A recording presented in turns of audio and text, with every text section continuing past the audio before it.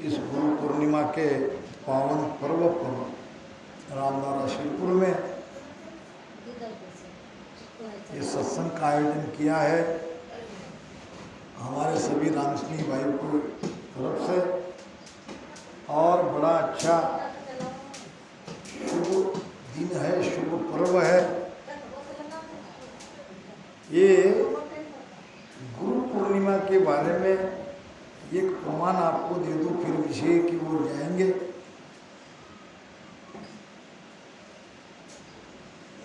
हजरत निजामुद्दीन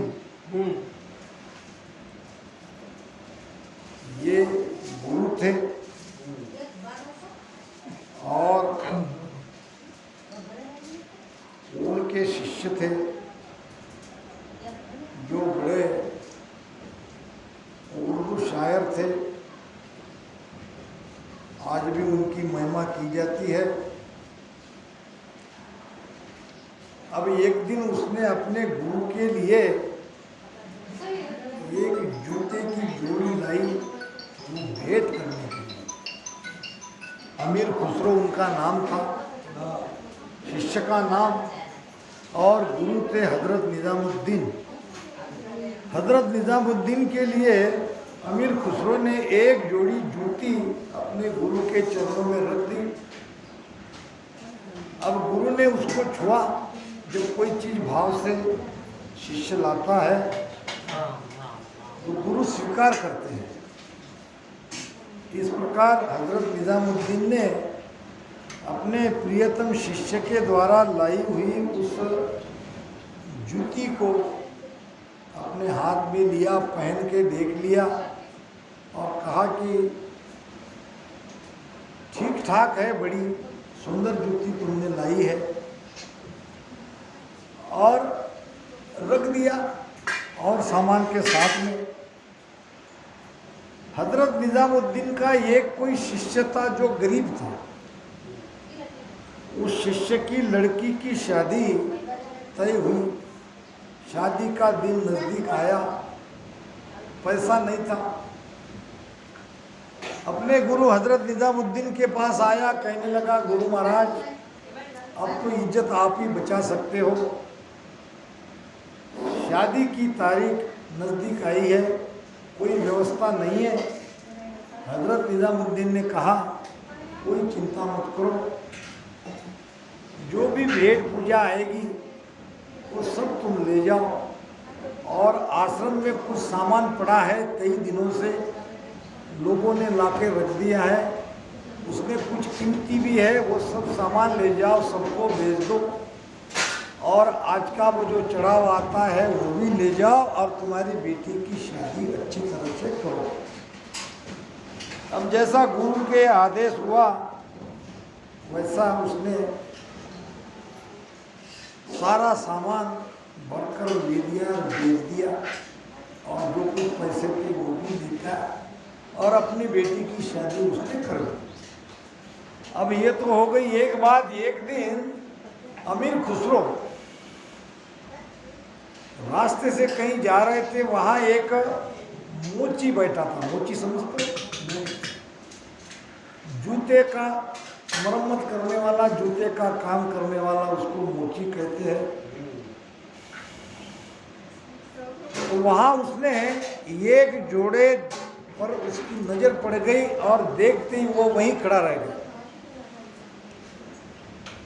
ये तो जोड़ा मेरे गुरुदेव का है, और यहाँ कैसे? उसने उस मोची से पूछा, भाई ये जूती आपको कैसे मिली? उसने कहा कि कोई गुरुद्वारे का भक्त उसने लाके मुझे दे दिया और मैंने भी रख लिया, उसको पैसा दे दिया। समझ गया अमीर खुसरो।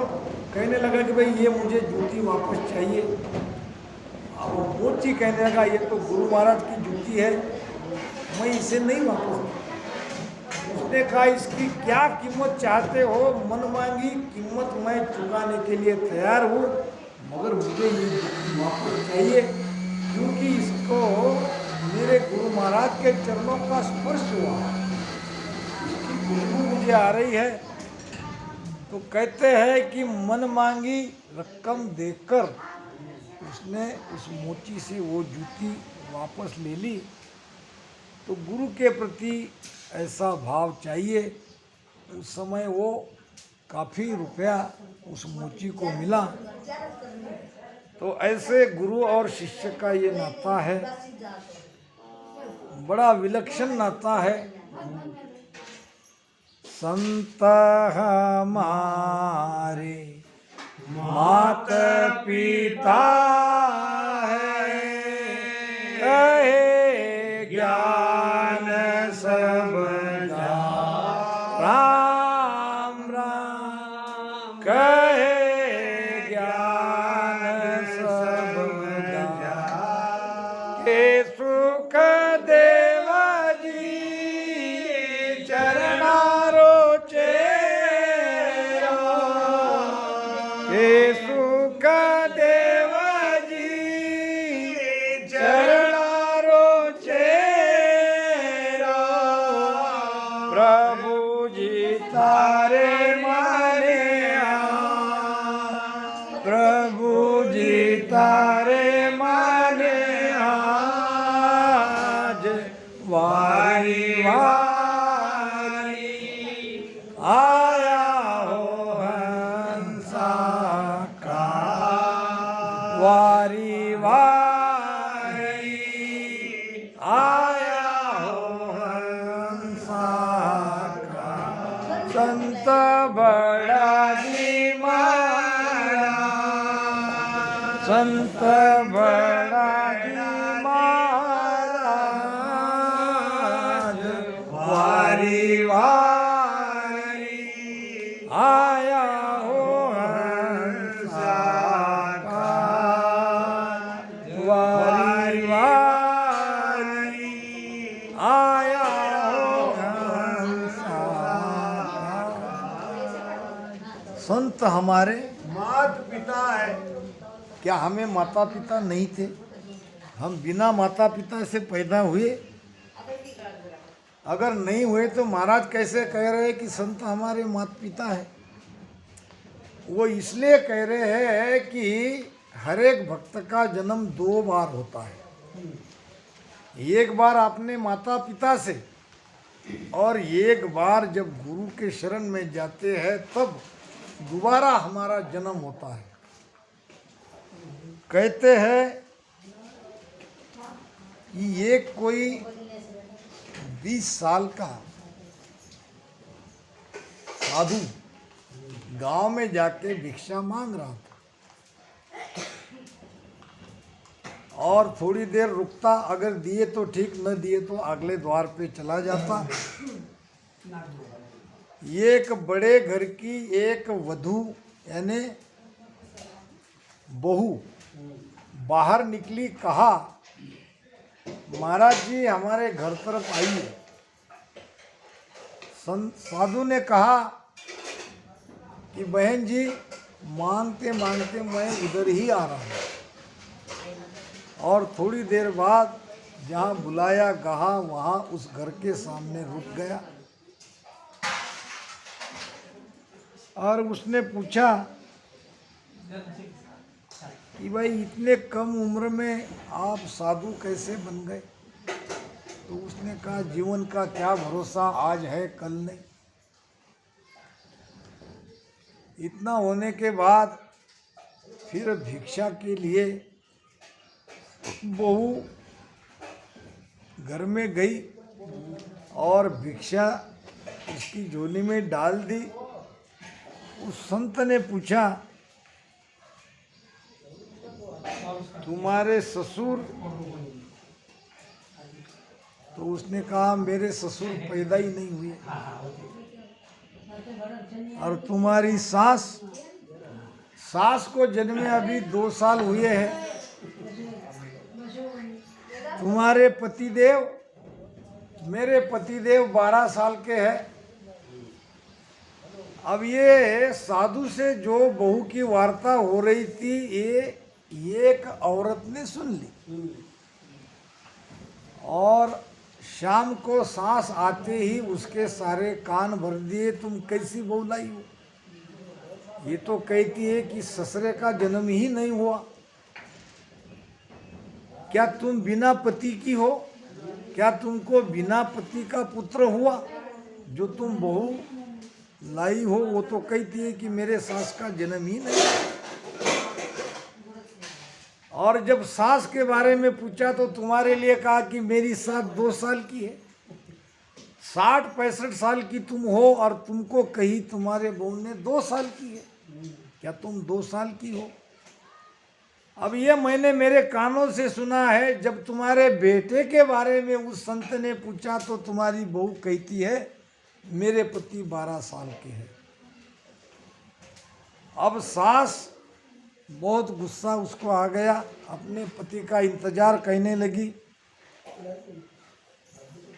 व्यापार करके उनके पति जो बड़े सेठ थे आए। आते ही सास ने कह दिया बहू के बारे में। बहू ने क्या क्या आज कहा। फिर ससुर ने 2-4 लोगों को बुलाया, पंचायत बिठाई दंडित करने के लिए उस संत को और इस बहू को। संत को कहा क्या तुमने इसे कुछ सवाल जवाब किए? उसने कहा हाँ किया। क्या क्या प्रश्न किए? तो उसके सास के बारे में, ससुर के बारे में, पति के बारे में पूछा। तो बहू ने क्या क्या जवाब दिया तो तुम बहू को ही पूछो। घूंघट ओढ़ के बहू बैठी थी पंचायत में, कहने लगी मैंने कहा कि मेरे ससुर का जन्म ही नहीं हुआ। मेरी सास 2 साल की है और मेरे पति 12 साल के हैं। क्या तुमने जो कहा है पंचों के सामने तुम कबूल करती हो? हाँ ये तो मैंने कहा है। फिर ये कैसे संभव है? बिना तुम्हारे ससुरे का जन्म ही नहीं हुआ तो तुम्हारे पति का जन्म कैसे हुआ? ये तो समाज में बदनामी की बात है।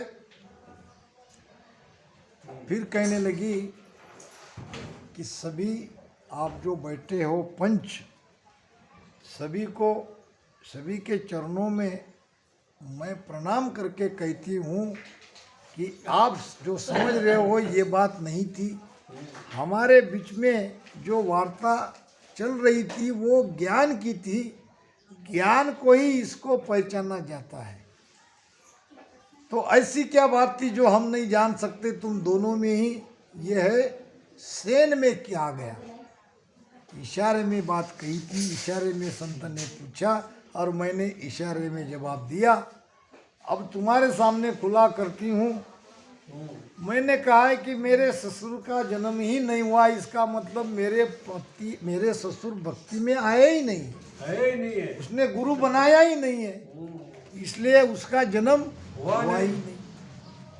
मैंने कहा मेरी सास 2 साल की है तो मेरी सास को गुरु बनाए 2 साल हुए।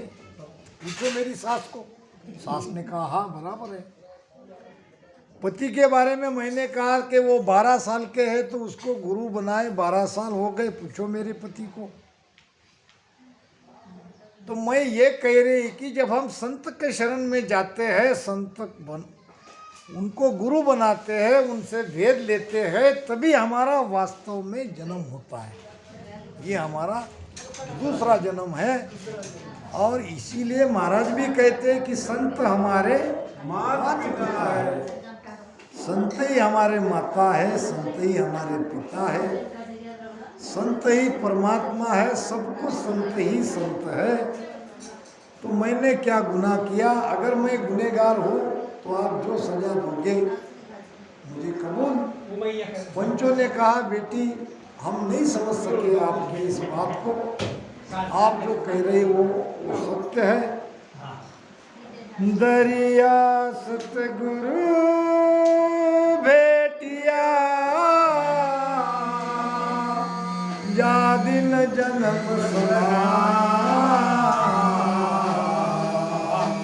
श्रवणा सुनाए मस्तक दीना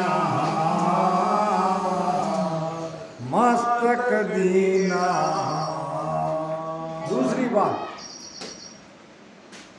हम माता पिता रहते हुए भी आज तक अनाथ थे, हम बने हैं सनाथ। अब जब सदगुरु का शरणा मिला, सदगुरु ने हमें अपनी शरण में लेके श्रवणा शब्द सुनाए कि राम नाम शब्द हमारे कान में दिया और हमारे मस्तक पर हाथ रखा, तो हम बन गए सनाथ, नहीं तो हम थे अनाथ। कोई नहीं था हमारा, ना कोई तेरो ना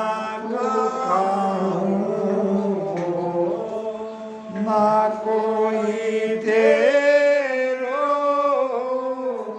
ना तो काहूँ को, झूठे चित नहीं बीरे, झूठे चित नहीं बीरे, के सुख राम समझ मन मेरा, के सुख राम समझ मन मेरा, हर भज बिलगना किए, हर भज बिलगना किए। वास्तविकता यही है, ना कोई तेरो ना तू काहू को, झूठे जितने दीजिए। ये सब माया है। माया किसको कहते हैं? माया नाम, माँ यानी दिख रही है, या यानी जो नहीं है। जो नहीं है वो दिख रहा है, उसको कहते हैं माया। एक संत थे, एक लड़का उसका शिष्य था, और हर दिन बराबर नियम से आश्रम में आता था, सेवा करता था, सत्संग सुनता था। अब की बार 2-3 दिन हो गए, लड़का आया नहीं। संत ने किसी को पूछा कि वो जो रोज आता था, बड़ा अच्छा बेटा था, अब क्यों नहीं आ रहा? अनायास दूसरे दिन वो आ गया और कहा, बेटा तुम 3-4 दिन से नहीं आए, कहाँ गए थे? उसने कहा, गुरुजी मेरी सगाई हो गई। अब सगाई हो गई तो तुम अब मुझसे गए? क्या कहा संत ने? अब तुम मुझसे गए। ऐसा क्यों कहते हो गुरुजी, मैं तो आ ही रहा हूँ। फिर एक बार 8 दिन नहीं आया, राह देख रहे थे, लड़का बड़ा अच्छा था, सेवा करता था। और फिर आया 9वें-10वें दिन, वो भी थोड़ी देर के लिए। बेटा क्या हुआ? गुरु महाराज मेरी शादी हो गई। अच्छा, अब शादी हो गई तो तुम माता पिता से गए? शादी हो गई तो क्या होता है? माता पिता से गए। पहले तुम मुझसे गए, अब तुम माता पिता से गए। गुरु महाराज ऐसा क्यों कहते हो? माता पिता मेरे बड़े अच्छे हैं, बड़े प्रेम करते हैं, और मेरी पत्नी भी बड़ी अच्छी है। ठीक है, संसार करके भी परमात्मा को पा सकते हो, कोई बात नहीं। 2 रास्ते हैं, एक रास्ता है बाईपास और एक रास्ता है भीड़ वाला। अब बाईपास का रास्ता है संतों का और भीड़ का रास्ता है संसारियों का। अब भीड़ में गए, जहाँ तहाँ जाम रुक गए, चारों तरफ भीड़। अब भीड़ में से रास्ता निकाल के पार करना कितना कठिन है। और दूसरा रास्ता है बाईपास का, न कोई झंझट न कोई वाहन आते हैं, सीधे निकले, घर से निकले के तो पहुंच गए। ठीक है, तुमने शादी की, कोई बात नहीं। अब तुम माता पिता से गए, कुछ दिन बाद आया लड़का और कहने लगा, गुरु महाराज मुझे बेटा हुआ है। अब गुरु ने कहा, तुम अब अपने आप से गए। देखो स्थिति बदलती जाती है। पहले तो हम गुरु से अलग हो जाते हैं, फिर शादी होने के बाद माता पिता से अलग होते हैं, और पुत्र होने के बाद अपने आप से अलग होते हैं। सारा पुत्र के लिए ही करते हैं। जो कुछ जीना होता है हमारा अपने बेटों बेटी के लिए ही जीना होता है, अपना जीना ही नहीं। तो पुत्र जन्म के हम आपसे अपने आप से चले जाते हैं। फिर शिष्य ने पूछा, अब क्या करूं गुरु महाराज, अब आप ही मेरे गुरु हो, अब मैं तो फंस गया। उलझे को सुलझाय दे, ये सतगुरु ये ना, बाकी का सुख राम कहे, कन फूकारा झाम। सदगुरु तो उसे ही कहा जाता है जो उलझा है उसको सुलझा दे, सुलझाना। जो बंधन में है उसको बंधन से मुक्त करा दे। इसलिए गुरु निर्बंध चाहिए। गुरु अगर बंधन में है तो शिष्य को बंधन से मुक्त नहीं कर सकता। बंदे को बंदा मिला घाट छुड़ावे कौन, और अंधे को अंधा मिला राह बतावे कौन। तो उनके गुरु निर्बंध थे और लड़का बंधन में था, लड़का उलझा था, और उलझे को सुलझाने वाले को ही सदगुरु कहा जाता है। बाकी तो काना माए कुर, तुम चेला मैं गुर, टका पैसा धर, दुख है, बाकी तो गुरु ही है। अपना काम बन गया, अपनी दक्षिणा मिल गई, तुम कहाँ हम कहाँ। ओम नमो शिवाय। और मान रखो यहाँ, फिर तुम कहाँ हम कहाँ। जगत में ऐसा ही हो रहा है। तो गुरु ने कहा, चिंता मत करो, मैंने तुम्हें श्वास रोकने का मंत्र दिया है। तुम जाके घर पे श्वास रोक के बैठ जाओ और सारा तमाशा देखो। जिसको तुम अपना मान रहे हो वो तुम्हारे अपने है भी या नहीं है, इसकी परीक्षा कर लो। तो जैसा गुरु ने कहा, लड़का गया, अपनी श्वास रोक दी और बहुत देर तक ऐसे ही पड़ा रहा। जब माता पिता को लगा कि बेटा आज उठ क्यों नहीं रहा है, देखा तो वो पड़ा है निश्चित, न उसकी श्वासें चल रही है। यहाँ हाथ लगा देखा, नाड़ी पकड़ के देखा, और फिर चिल्लाने लगे। और सारे गांव में ये वार्ता फैल गई। पत्नी आके रोने लगी, माता रोने लगी, रिश्तेदार आके सब रोने लगे।